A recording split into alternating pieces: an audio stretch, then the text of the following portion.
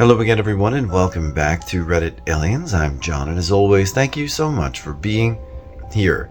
Good topic, let's do it. What's the scariest, yet most unexplainable thing that you've ever seen? Please remember to like, share, and subscribe. I lived in a small one-bedroom under a house flat, and as my cat walked past the bedroom door, she looked all the way above my head, froze, fluffed up, and hissed. She started moving to the side really slowly, still fluffed up and staring at the spot above my head. I looked up, but there was nothing. When she got near the side of the door frame, she bolted. I got up to see if she was okay, and as I walked past the TV, it went off channel to static. Cat wanted out badly, and I went with her. The TV went back to normal, and, chastising myself, I opened the door to go back in, and as I took one step in, the TV went back to static. I stayed outside with my cat until she calmed down, and nothing like that ever happened again. I still think about it sometimes. My father is very religious. He does not believe in ghosts, aliens, anything supernatural or out of the ordinary. To this day, if the story is brought up, he will quickly find something else to talk about. My dad, younger brother, and I were at a family's hunting camp, sleeping in the small trailer together on the bunk beds. It was the day after Christmas, and it was chilly outside. So we got to bed early to wake up for hunting. In the middle of the night, my dad wakes up and starts screaming like he's being attacked. He then immediately began sobbing. This is the only time I've seen or heard my father cry. When he calmed down, his terrified sons asked what happened. He said he'd had a terrible nightmare about an endless surge of water that was sweeping families away and drowning children. I recall he said those words specifically. To have my dad tell me about a dream was strange in and of itself. You must understand, all of this was completely out of character. Finally, I asked if we drowned in his dream because at this point I was sure there was something meaning to this vision. He said no, and that all the people looked Chinese. Now, let me preface by saying we did not have internet access on our cell phones at this time, and we did not have any access to TV or news at our hunting property. Well, this was the morning of December 26, 2004, the very day a massive earthquake struck Asia, which caused a tsunami, which in turn took the lives of nearly 228,000 people. I still believe in some kind of collective consciousness because of this event. How could I not? It's not quite unexplained. I slept with the radio on low as a kid because I was afraid of train whistles in the nearby rail yard. As I aged, it turned into reading books with the light and radio on until I fell asleep. I'm autistic and have a effed up sleep schedule. My parents were fine as long as I did something quiet if I couldn't sleep. One day I spilled water on the radio. The radio broke in an odd way. It got all kinds of odd traffic, including radio stations that were definitely not from my home country. I was too young to quite understand it all. Then, a very strange sound started. It was a slow sound, like someone grooving on a keyboard. But the notes were very random. It was super loud. And the longer it went on, the more I realized it wasn't a song. It wasn't a song, and it wasn't anything I was supposed to hear. It sounded very forbidden. And being a child with too much imagination, I wondered if it was aliens. I got my mom to wake up and look at it. She was baffled and said I should either try to tune to a different station or turn the radio off. I did, and I got a lot of strange interference the next night and so on, but not that specific sound. I got a new radio for Christmas that year. The incident stayed in my mind. In 2012-ish, I read a Cracked article about unexplained sounds. I read something that seemed similar to what I had heard. It wasn't aliens. It was a Russian number station for communicating with spies, specifically a type called a slow polytone.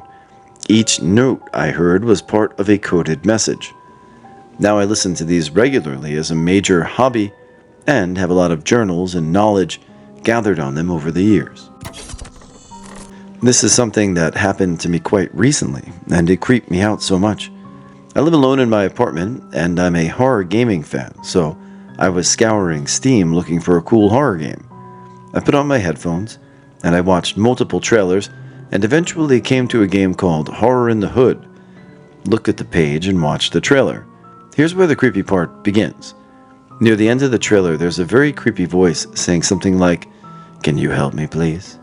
1 second, literally 1 second after I watched it, I could clearly hear from outside my headphones, so it was muffled, an old male voice saying, "I can help, haha," from my hallway behind me. Especially the laugh was creepy. Needless to say, I turned off my headphones and immediately looked behind me, only to be greeted by the dark hallway. I stared into it, slowly grabbing my ruler that was on my desk. After moments that felt like an eternity, I was able to stand up, slowly moved towards the hallway while grabbing a tiny flashlight I have on my nightstand. I flashed the hallway from a distance, but there was nothing. To give light to the hallway, I have to go into it and turn the switch there, which was very creepy to do. Of course, there was nothing there at all, but it creeps me out still.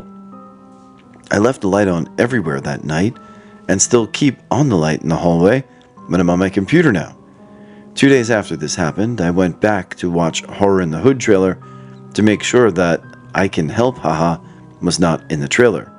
And I just made a mistake. It's not in the trailer. It gives me the creeps just typing this. Over this past summer, my girlfriend and I were out kayaking, and she thought she saw some black mass that was moving really weird on this rocky shoreline. And I did look, and it did look a little weird. So we started kayaking toward it, and I was like, well, this is how the alien invasion starts. One of us is going to get infected, and that's it. We're going to eat each other and then eat the world.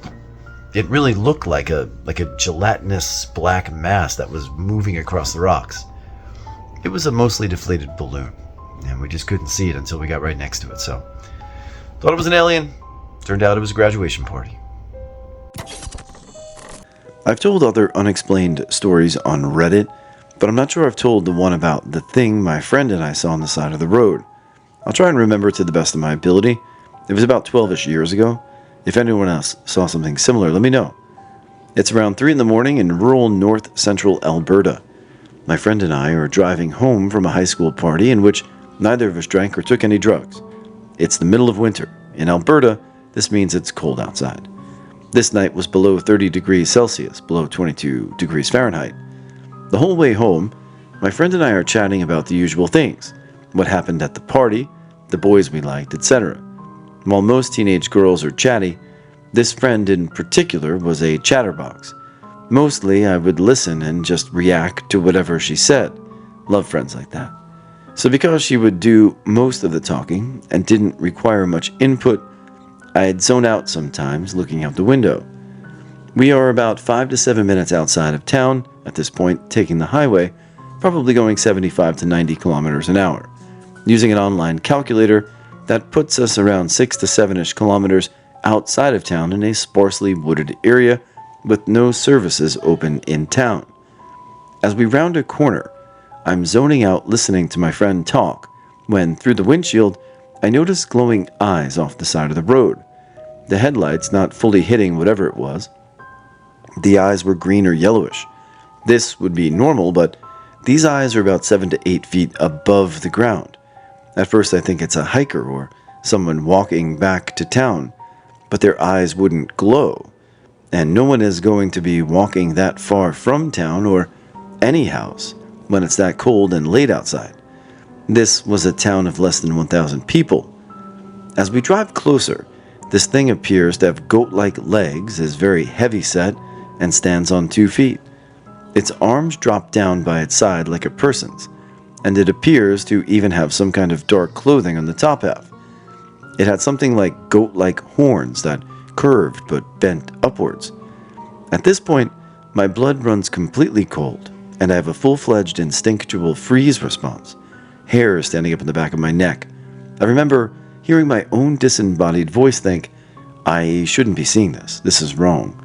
I even teared up. We passed by it relatively quickly, and I can't stop thinking about what that was. My perception of time was kind of weird after that due to panic. But now the lights of town are in front of us, and I realize my friend isn't talking anymore. I turned to my friend and sheepishly said with tears still in my eyes, "Sorry, what are you saying? I must be going crazy, but I thought I saw something back there." She said, No, it's fine. I saw it too." "Did it kind of look like a goat?" So she saw it too. We had no idea what it was. We both come from hunting families, and I know the easiest critique is that it was an elk or moose standing on hind legs. But the arms of an elk or deer don't just fall beside the body.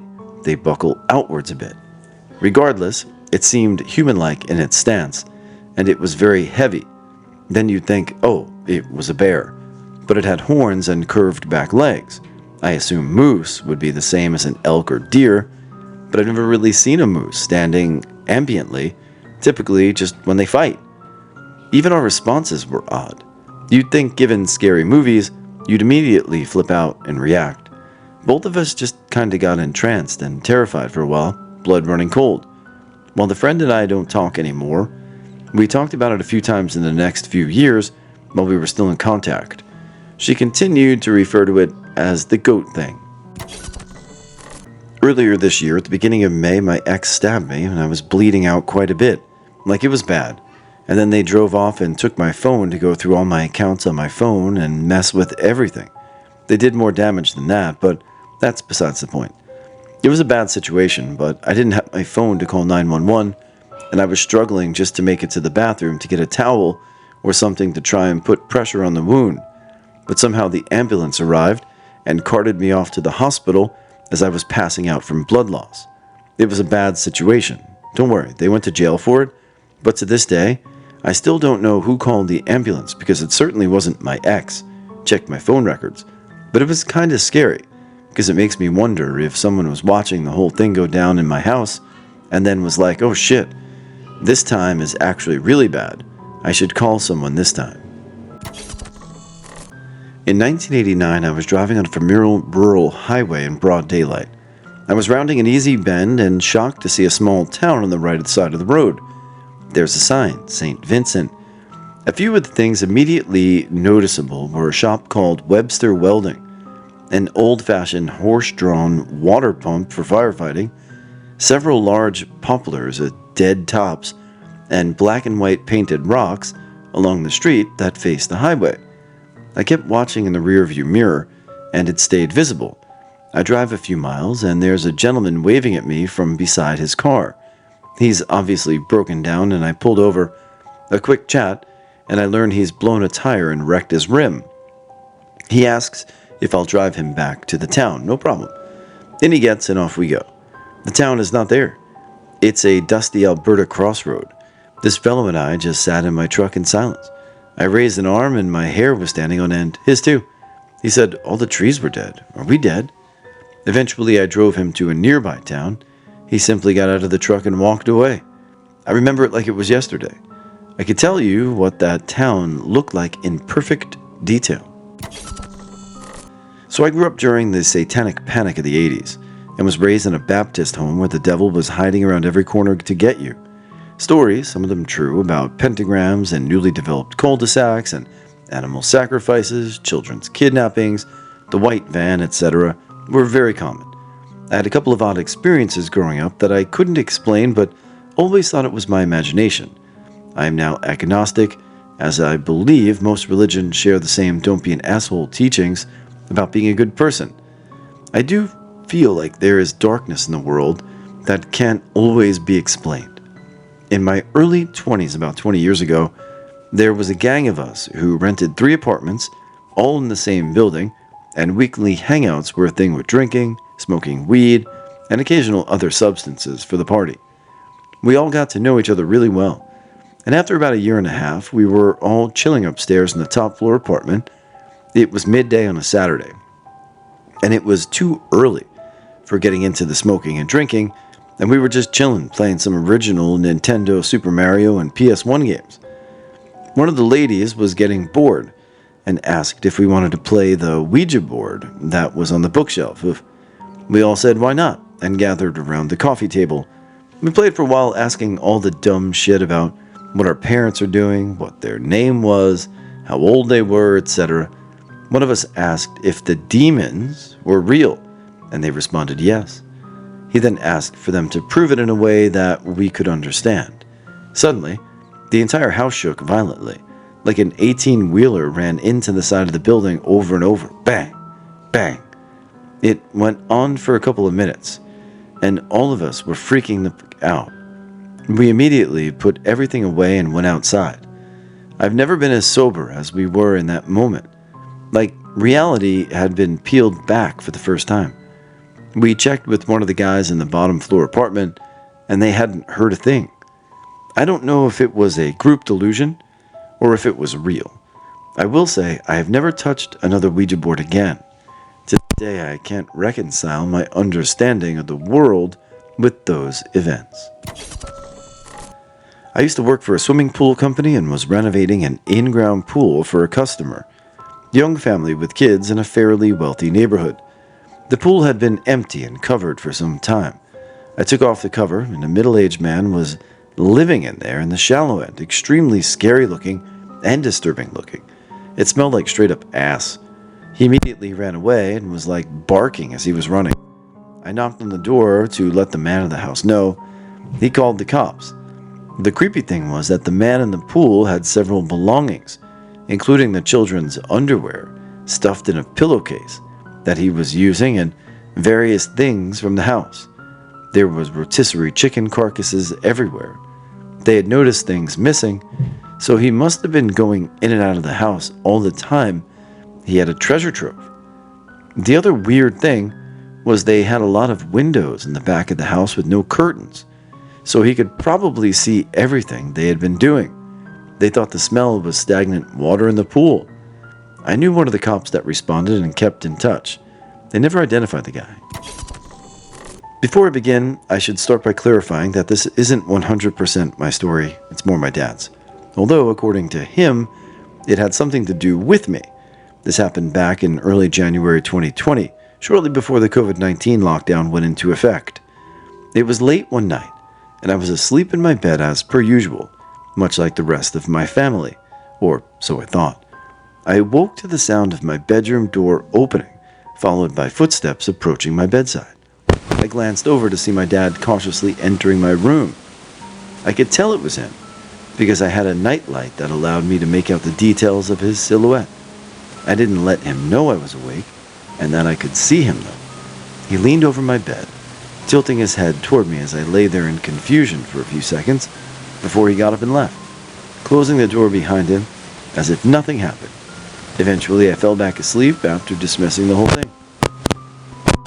The next morning, as I go downstairs to join my family for breakfast, everything went as normal until my mom told me and my older sister to take a seat in the living room as there was something my dad wanted to talk to us about. Confused, we both complied and did exactly that. My sister and I sat on the sofa, and our parents sat opposite from us. It wasn't long before my dad began speaking, sounding absolutely dumbfounded as he did. He explained that last night, he awoke to the sound of someone entering the bedroom he shared with my mom. He expected it to be either me, my sister, or one of our two dogs, but it wasn't. Standing over him and reaching out one of its hands was what he described as a translucent white silhouette that was mist-like in texture. That wasn't all. However, as he went on to say something about it that has stuck with me in the 4 years since, which was that this figure, whatever it was, had a nearly identical height and build to mine at the time. My dad continued, telling us that when he looked at it, it seemed startled and suddenly recoiled before it turned around and woke back to the doorway, collapsing in on itself and vanishing without a trace.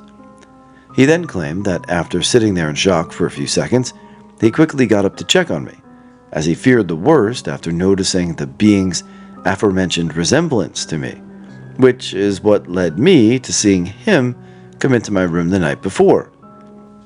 We've never told this to anyone we know in person except for my aunt, uncle, and cousins from my mother's side of the family when we visited them a few months later. Nothing like it has ever happened before or since, and no one else has lived in our house except for us. None of us can come up with any sort of rational explanation for it, and my dad says he would go to his grave swearing he wasn't dreaming.